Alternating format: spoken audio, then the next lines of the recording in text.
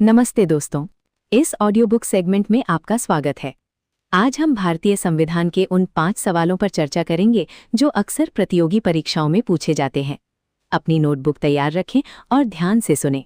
सवाल नंबर 1, मूल ढांचे का सिद्धांत।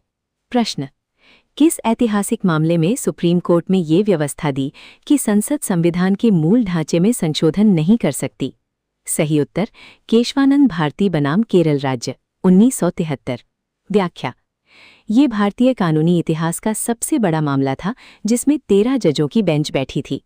कोर्ट ने कहा कि अनुच्छेद 368 के तहत संसद को संविधान संशोधन की शक्ति तो है, लेकिन वो संविधान की आत्मा या उसके मूल ढांचे जैसे लोकतंत्र, धर्मनिरपेक्षता, न्यायपालिका की स्वतंत्रता को नष्ट नहीं कर सकती। सवाल नंबर 2, अनुच्छेद 356 और न्यायिक समीक्षा। प्रश्न, किस मामले में सुप्रीम कोर्ट ने ये निर्धारित किया कि राष्ट्रपति शासन आर्टिकल 356 लगाने की घोषणा की न्यायिक समीक्षा जुडिशियल रिव्यू की जा सकती है? सही उत्तर, SR बम्बई बनाम भारत संघ, 1994। व्याख्या, अक्सर केंद्र सरकार राज्यों में राष्ट्रपति शासन का दुरुपयोग करती थी। इस फैसले में कोर्ट ने स्पष्ट किया कि राष्ट्रपति का निर्णय केवल राजनीतिक नहीं होना चाहिए। अगर राष्ट्रपति शासन गलत तरीके से लगाया गया है तो कोर्ट बर्खास्त सरकार को वापस बहाल भी कर सकता है। सवाल नंबर 3, 9वीं अनुसूची की वैधता। प्रश्न, क्या 9वीं अनुसूची में शामिल कानूनों को अदालत में चुनौती दी जा सकती है? IR कोएल्हो केस के संदर्भ में बताएं। सही उत्तर, हाँ, दी जा सकती है। व्याख्या, पहले माना जाता था कि 9th शेड्यूल में डाले गए कानूनों को कोर्ट चेक नहीं कर सकता, लेकिन 2007 के IR कोएल्हो केस में सुप्रीम कोर्ट ने कहा कि 14 अप्रैल 1973 केशवानंद भारती फैसले की तारीख के बाद 9वीं अनुसूची में डाले गए किसी भी कानून की समीक्षा की जा सकती है यदि वो मौलिक अधिकारों का उल्लंघन करता हो।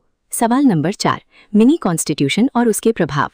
किस संविधान संशोधन को लघु संविधान मिनी कॉन्स्टिट्यूशन कहा जाता है और इसके द्वारा प्रस्तावना में कौन से 3 शब्द जोड़े गए? सही उत्तर, 42वां संविधान संशोधन, 1976। व्याख्या, आपातकाल के दौरान किए गए इस संशोधन ने संविधान के एक बड़े हिस्से को बदल दिया था। इसके द्वारा प्रस्तावना प्रियम्बल में 3 नए शब्द जोड़े गए: समाजवादी, सोशलिस्ट, धर्मनिरपेक्ष, सेक्युलर और अखंडता, इंटेग्रिटी। साथ ही इसी संशोधन से मौलिक कर्तव्य, फंडामेंटल ड्यूटीज भी जोड़े गए थे। सवाल नंबर 5, अनुच्छेद 368 और मौलिक अधिकार। क्या संसद अनुच्छेद 368 का उपयोग करके मौलिक अधिकारों को छीन सकती है? मिनर्वा मिल्स केस के आधार पर स्पष्ट करें। सही उत्तर, नहीं, संसद मौलिक अधिकारों को सीमित तो कर सकती है, लेकिन उन्हें पूरी तरह खत्म नहीं कर सकती। व्याख्या, 1980 के मिनर्वा मिल्स मामले में कोर्ट ने दोहराया कि संविधान ने संसद को सीमित संशोधन शक्ति दी है। संसद अपनी इस शक्ति को बढ़ाकर असीमित नहीं कर सकती।